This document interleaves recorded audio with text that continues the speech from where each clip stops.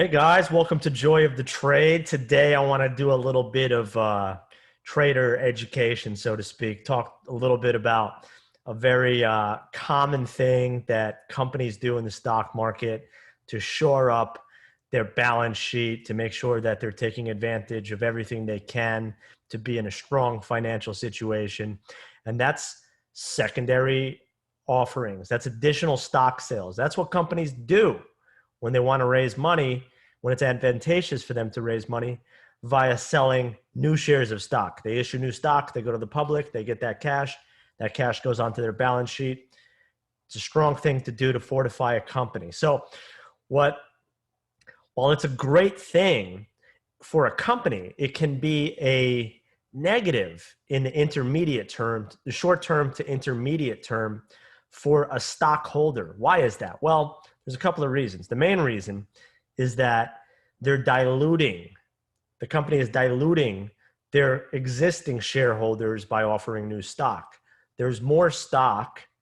There's more stock than there was before. It's a less rare thing. Therefore, the price adjusts. Another reason, second reason, is they typically do the sales at a discount. They do it at a discount to where it previously was trading in the actual stock market. And you can see discounts anywhere from 5%, 15%, 20%. I've seen insane discounts occur in secondary offerings going back to 2008 when the banks had to shore up their balance sheets. Had to, that was a different thing. So they had the gun to their head to get more capital, but doesn't matter. You always typically 90% of the time or higher have to sell this large amount of stock, this dilutive amount of stock at a discount to where it was trading in the market. Another reason that it's negative for existing shareholders is that the company is basically telling you, the executives of the company, the CFO, the CEO, the C-suites of this company are basically screaming at you with a megaphone, our stock is too high. We love to get money in exchange for stock at this level. It's usually the other way around, where they're like, no way, we're buying more of our stock. We're going to buy back our stock because our stock's cheap. They're pounding their chest. Our stock is cheap. We're buying back more stock because we know we're going to make more money next year. And we know that the stock will be worth more because we're going to be making more money. So this is the opposite, where these companies are going, we want cash for the stock, not Bitcoin, dollar bills, yo. So let me show you a couple of recent examples of where and when that happened and what happened to the stock. I was just looking at current offerings that were happening. We'll look at that in a minute. But most famous recent secondary offering, which led to a total tanking of the stock, is Viacom. And that led to the destruction of a hedge fund, Bill Hwang's hedge fund. And so these guys were sitting here. They've seen this parabolic move happen. This was another one of these manipulation type of trades. This hedge fund manipulated the stock up to $100, got over levered, squeezed that bad boy up, and then boom, Viacom came out and said, we want to sell you more stock at these levels. So they did a secondary offering right around here, right after it hit 100. They had to price that bad boy about 10% lower. If I recall, it was $90, and then it gapped lower and just went straight down, $40. So people that bought the secondary of this thing bought it at 90 and woke up with a hangover like a few weeks later where it was 50% lower. So that's the type of things that happened after secondaries. We're seeing it again with AMC. AMC, the movie chain, they're beautiful meme stock. And everybody in meme land, and there's nothing wrong with meme land. It's a great way to make money.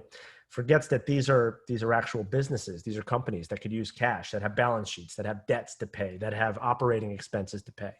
And so AMC executive C-suite guys were like, oh my God, yours. Look at this stock. It's $70, $60. I mean, our company, the net asset value of this company should be somewhere in the 20s. Yeah, we'll sell as much stock as you want. They did an offering. Last week, beginning of June. Boom, back down. It was about $50 a share. We're about 15% lower on that one.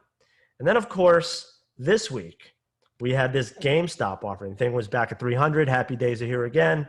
My Twitter feed is full of rocket emojis, cash bags, smiley faces, fire emojis. And then GME guys were like, $300 a share. This dog shit. Yours. 30% in one day. So the moral of the story is that although you want to exist, although we need to exist in the momentum world, the biggest threat to memes isn't shorts. It's the actual company. So keep your eye on who's announcing secondaries. It's great trades to be done in secondaries. Often after they price, you can still short them that morning. You can definitely short them if they've announced it. And sometimes there's a period of a couple of days, but you have to be careful with that.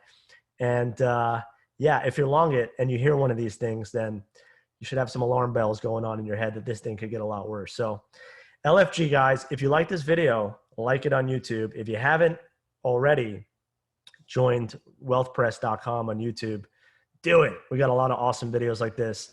Try to teach you guys, a lot of newer people in the market, what's actually happening and why the stocks move the way they do. So LFG guys, have a great weekend. I'll be back with some more next week.